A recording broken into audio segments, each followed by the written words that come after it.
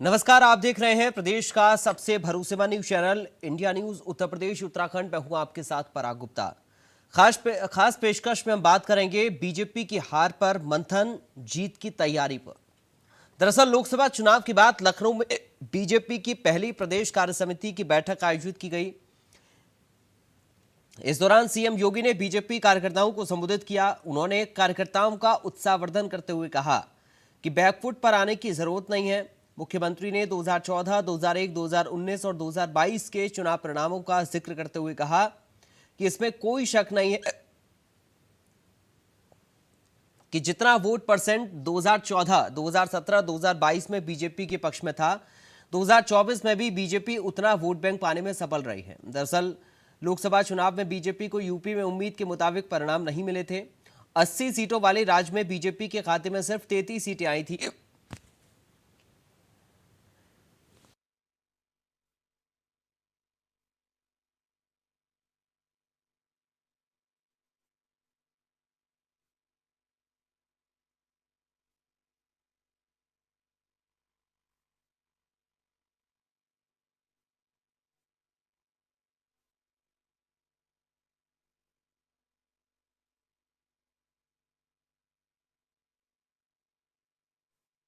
बैठक में मुख्यमंत्री योगी आदित्यनाथ ने कहा कि जहां हम अति आत्मविश्वास में रहते हैं, लगता है कि जीत ही रहे हैं, वहां कई बार चोट पहुंच जाती है, जिसकी वजह से विपक्ष उछल कूद कर रहा है। उन्होंने कहा कि हमने 500 वर्षों का इंतजार खत्म किया है। अयोध्या में राम मंदिर के निर्माण के साथ डबल इंजन की सरकार ने सपना साकार किया।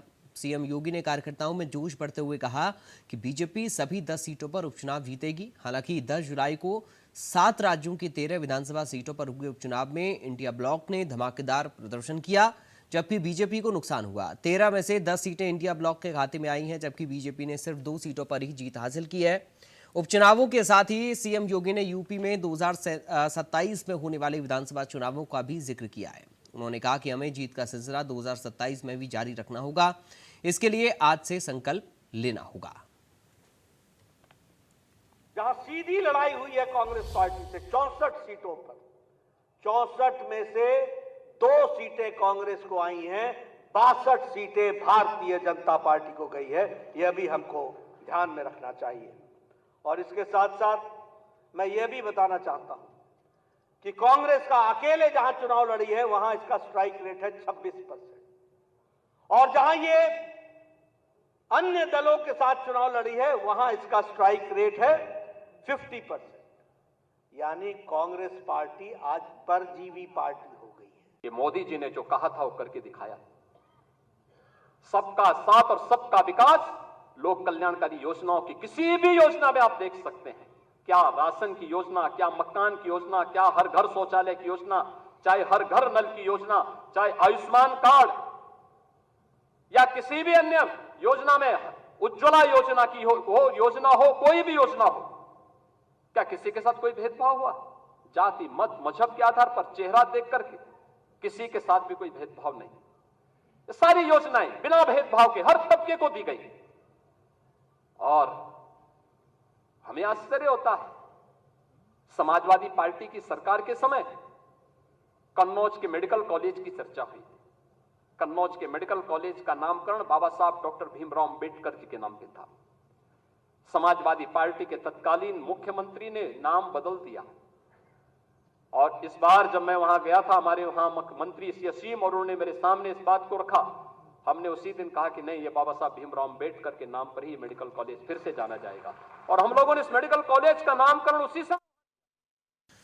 तो आपने सुना जेपी नड्डा को और मुख्यमंत्री योगी आदित्यनाथ को। दरअसल सीएम ने मोटिवेट किया है पार्टी के कार्यकर्ताओं को, जो परिणाम लोकसभा में मिले उससे निराश ना हो, बल्कि आगे को लेकर अब काम करना होगा।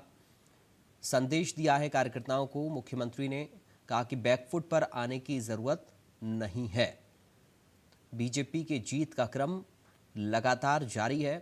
इस बात को लेकर पार्टी के कार्यकर्ताओं को मोटिवेट होना चाहिए।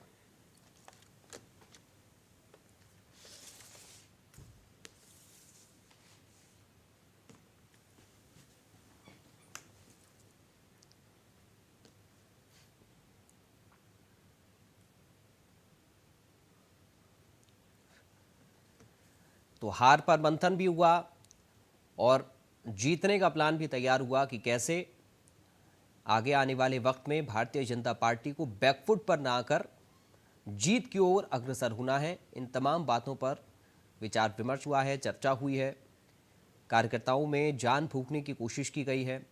मुख्यमंत्री ने मोटिवेट किया है कार्यकर्ताओं को और कहा कि क्रम जो जीत का है बीजेपी का लगातार चल रहा है, बैकफुट पर आने की ज़रूरत नहीं है, बल्कि आगे कैसे हम बेहतर कर सकते हैं इसे समझने की आवश्यकता है। तो जेपी नड्डा और योगी आदित्यनाथ ने कार्यकर्ताओं को संबोधित भी किया है। एक बड़ा संदेश देने की कोशिश प्रदेश के सीएम की तरफ से कार्यकर्ताओं को दी गई है।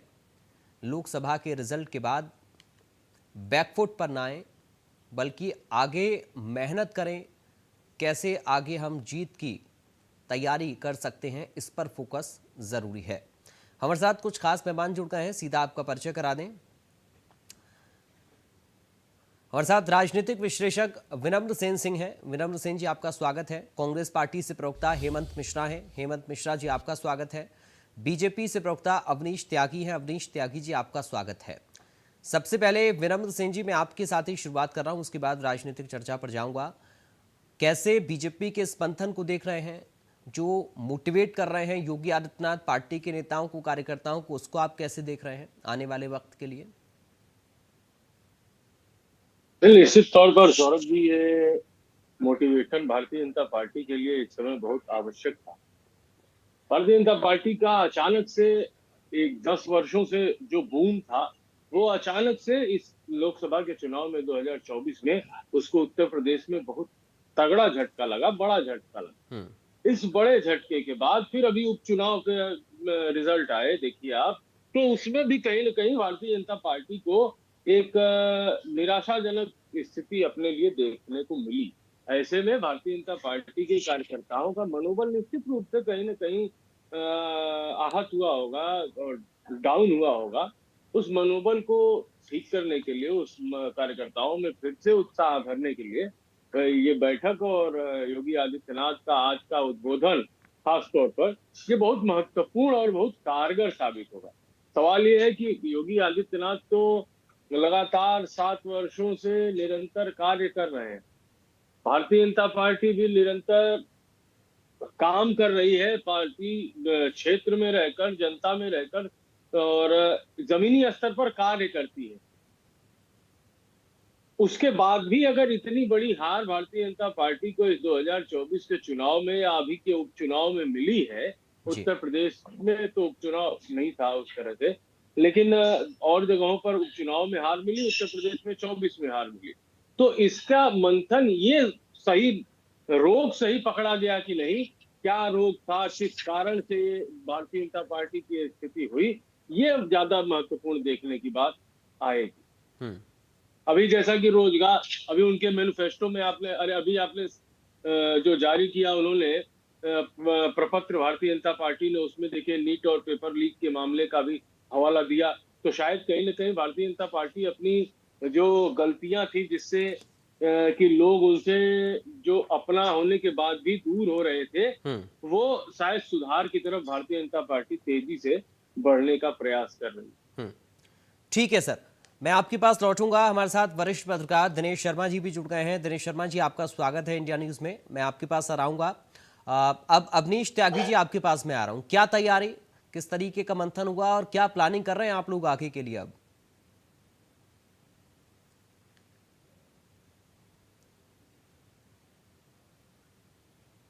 अवनीश जी, आपको अनम्यूट करना होगा, शायद आप म्यूट हैं सर।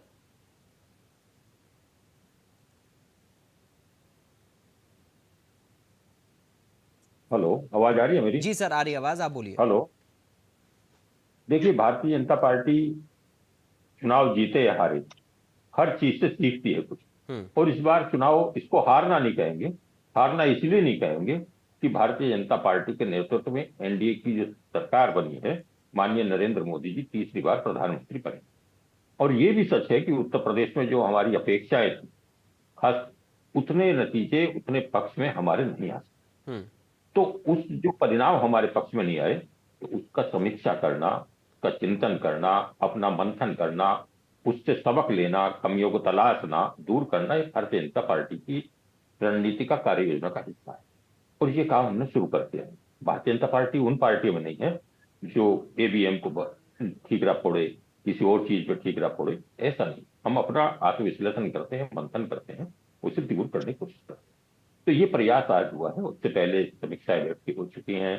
आज माननीय राष्ट्रीय अध्यक्ष जी ने मार्गदर्शन किया, मुख्यमंत्री जी ने मार्गदर्शन किया, प्रदेश अध्यक्ष जी ने, संगठन महामंत्री ने, उप मुख्यमंत्रियों ने, मतलब सभी ने कुल मिलाकर एक कार्यकर्ताओं का मार्गदर्शन किया, नतीजे निकाले और ये कहा कि हम कहीं गड़बड़ नहीं है, हम इतने गड़बड़ नहीं है जो कमजोरी मानी जाए, हम इतने नहीं है कि जो लोग विपक्ष इतरा रहे हैं अपने फैसले पर, हम उसे कवर करेंगे। और कवर करेंगे तो निश्चित रूप से हमने अपने अगले लक्ष्य रखे हैं।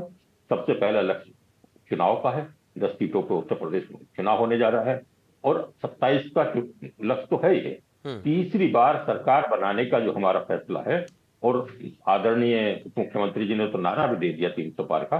तो ऐसे स्थिति में भारतीय जनता पार्टी का कार्यकर्ता निचले स्तर से, बूथ स्तर से काम का शुरू करेगा और जनता के बीच जाएगा, अपनी कमजोरियों को संभालेगा, दूसरों की अच्छाइयों, कुछ चीजें बात रही उनको पकड़ेगा, जनता की सुविधाओं को सुनेगा। ये संपर्क संवाद का जो काम है उसको और गति देकर हम जल्दी बैकअप करेंगे और ये कमबैक ऐसा होगा कि 2027 से पहले चुनाव और 2027 में तीसरी बार फिर भारतीय जनता पार्टी की सरकार, एनडीए की सरकार उत्तर प्रदेश में बनेगी। ये लक्ष्य लेकर हम आज से जुड़ गए। चलिए, हेमंत मिश्रा जी, क्या कहता है मुख्यमंत्री योगी आदित्यनाथ का संदेश कार्यकर्ताओं के लिए? देखिए, अभी भी भारतीय जनता पार्टी ने जो नब्ज है वो पकड़ना मुनासिब नहीं समझा। मेरा अपना अनुमान है कि जिन मुद्दों के आधार पर आप 2014, 2019, 2022 के चुनाव लड़े हैं, उन मुद्दों से जनता को लाभ नहीं मिला। इसी वजह से भारतीय जनता पार्टी से विमुख हुआ और जो उस जन समाज जो विमुख हुआ उसके आधार पर भारतीय जनता पार्टी को इतनी करारी हार का सामना करना पड़ा। कांग्रेस पार्टी और समाजवादी पार्टी इंडिया गठबंधन ने वही जमीनी मुद्दे जिनको वास्तविकता में जरूरत है, जनता को आवश्यकताएं हैं, उनको उठाने का काम किया और आज वो अपने आप को राइज करने की पोजीशन में है। जिस तरीके से अभी माननीय मुख्यमंत्री जी ने उज्ज्वला योजना का नाम लिया, अपनी उज्ज्वला योजना का ही अगर वो आत्म अवलोकन कर ले तो शायद कुछ स्थिति उनकी क्लियर हो जाए। मुझे लगता है कि उज्ज्वला योजना का जिस तरीके से ढिंढोरा पीटा गया, उस तरीके से लाभ जो है वो जनता को नहीं मिला। जिस तरीके से 2 करोड़ रोजगार देने की बात की गई, उस तरीके से उन रोजगारों का भी कोई प्रबंधन किसी प्रकार का कभी नहीं हुआ। इसके अतिरिक्त मैं और दूसरी बात भी इसमें कहना चाहूंगा, अवनीश त्यागी जी तो वरिष्ठ पत्रकार भी रहे हैं, मैंने उनको सुना भी है कई जगह पर। जो रोजगार उत्तर प्रदेश का व्यक्ति, उत्तर प्रदेश का युवा जब पलायन को मजबूर होता है तो ये एक सोचनीय विषय हो जाती है कि आपकी सत्ता को प्राप्त किए हुए काफी लंबा समय हो गया, लेकिन अभी भी ऐसा कोई भी कार्य युवाओं के लिए भी नहीं किया गया जिससे उनको रोजगार सृजन उत्तर प्रदेश के अंदर हो जाता। केवल बुलडोजर चला देने से विकास नहीं कहा जा सकता।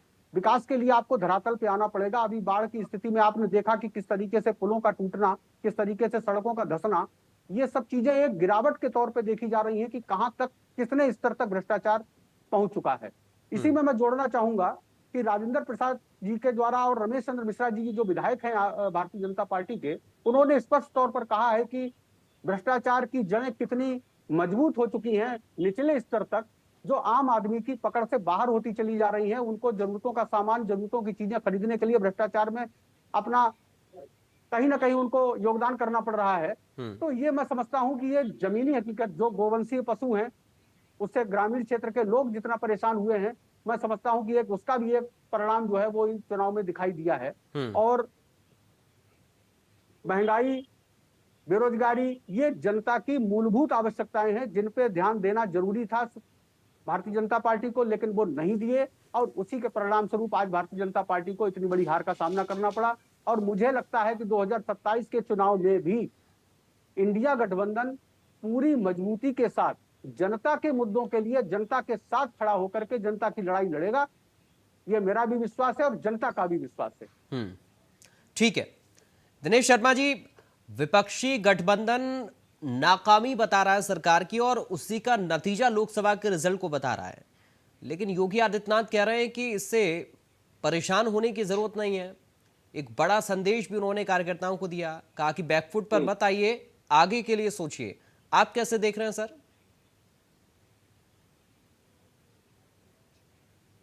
आप शायद म्यूट हैं सर, अनम्यूट करिए खुद को।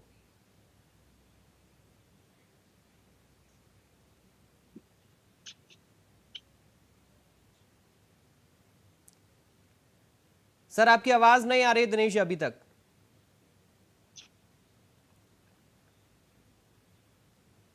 चलिए मैं आपके पास लौटूंगा। दिनेश शर्मा जी आपकी आवाज नहीं आ रही हम तक, मैं लौटूंगा आपके पास।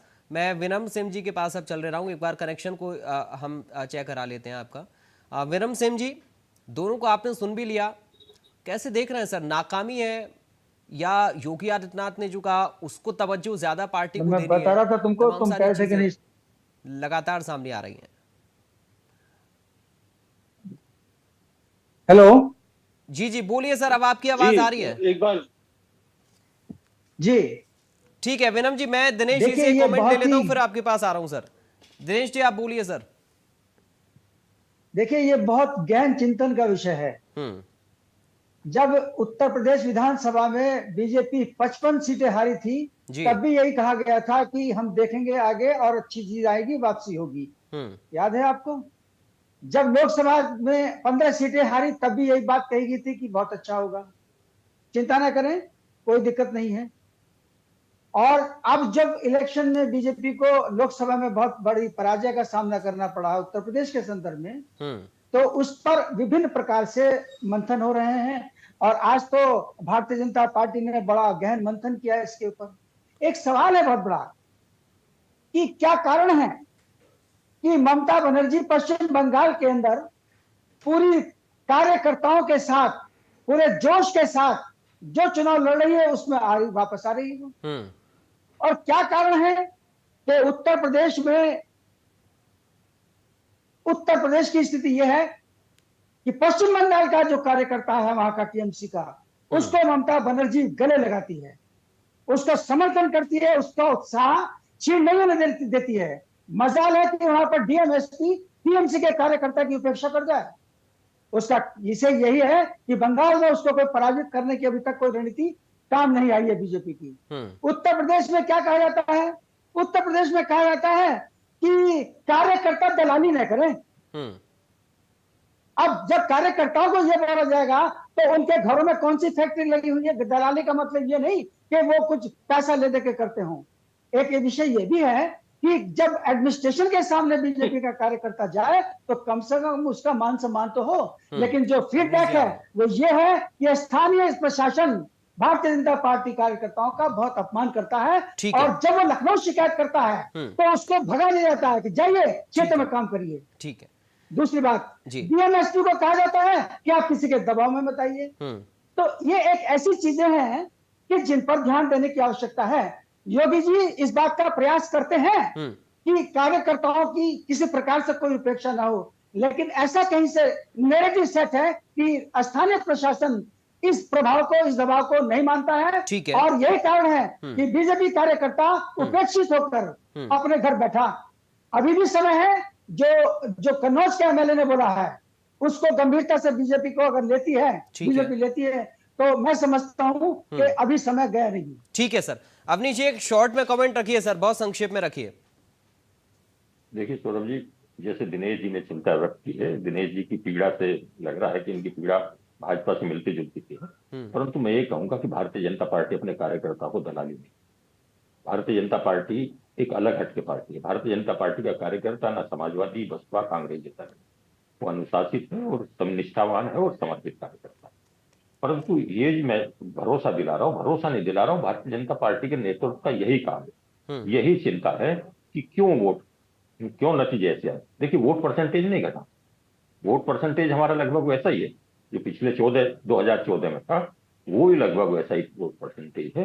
कुछ समीकरण ऐसे बने, कुछ हालात ऐसे हुए जिन चीजों की चिंता भारतीय जनता पार्टी ने की। भारतीय जनता पार्टी ही एकमात्र ऐसी पार्टी है सौरभ जी जो आत्ममंथन करती है और अपने भीतर भी झांक कर देखती है। ठीक है। भारतीय जनता पार्टी उन पार्टी जैसी नहीं है जो ये कह दे कि ईवीएम में गड़बड़ हुई, प्रशासन ने धोखा दे दिया, वो धोखा दे दिया, ऐसा नहीं करती। भारतीय जनता पार्टी चिंतन करती है, जनता के जुड़ाव से जुड़ती है और उसको दूर करने की ना केवल कोशिश करती है परंतु कर भी लेती है। हाँ। यही वजह है कि 2014 के बाद से भारतीय जनता पार्टी लगातार चुनाव जीत रही है। ठीक है और सर। कम ज्यादा जरूर हुआ है, इस चुनाव में कम हुआ है, इसको जल्दी हम कवर करेंगे, ठीक आपको है। दिखाई देंगे चलिए, चुनाव में। मैं और विनम्र सिंह जी से दिखाई संक्षेप में फाइनल कमेंट एक चाहूंगा 27 को लेकर सर। विनम्र जी। 2027 के विधानसभा के आम चुनावों की दृष्टि से अगर हम देखें तो ये भारतीय जनता पार्टी के लिए बहुत ही कारगर सीख के रूप में ये उत्तर प्रदेश की पराजय आई। हालांकि इस पराजय को उत्तर प्रदेश की पराजय में इसलिए कह रहा हूं क्योंकि लोकसभा में सर्वाधिक सीटें भारतीय जनता पार्टी के पास आज भी, इतनी बड़ी हार जिसकी हम लोग चर्चा कर रहे हैं उसके बाद भी 240 सीटें उसके पास है।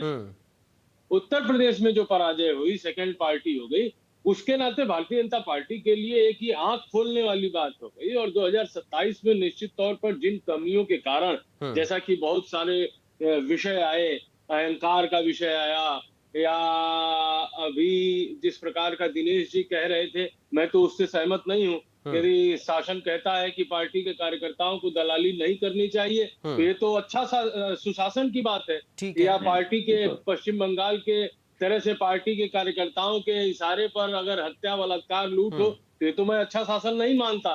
लेकिन उसके बावजूद भी कैसे पार्टी और संगठन में थोड़ा सा, शासन और संगठन में थोड़ा सा दूरी दिखी, उसको कैसे मेक ओवर किया जाए, ये 27 तक के लिए 2 साल का, 3 साल का एक बड़ा make over time Bharatiya Janata party को मिला है। मुझे लगता है कि इस मेक ओवर टाइम से भारतीय जनता पार्टी बहुत कुछ सीखेगी, बहुत कुछ उसको सकारात्मक अपने भीतर बदलाव करके फिर से 27 में एक तगड़ी टक्कर समाजवादी पार्टी को देने के लिए तैयार। चलिए हेमंत जी, बहुत संक्षेप में कमेंट चाहूंगा, चूंकि बीजेपी के लिए कहते भी हैं कमबैक कर लेती है अच्छे से, आप लोगों के लिए चुनौती बड़ी है क्या? हेमंत जी, बहुत संक्षेप में।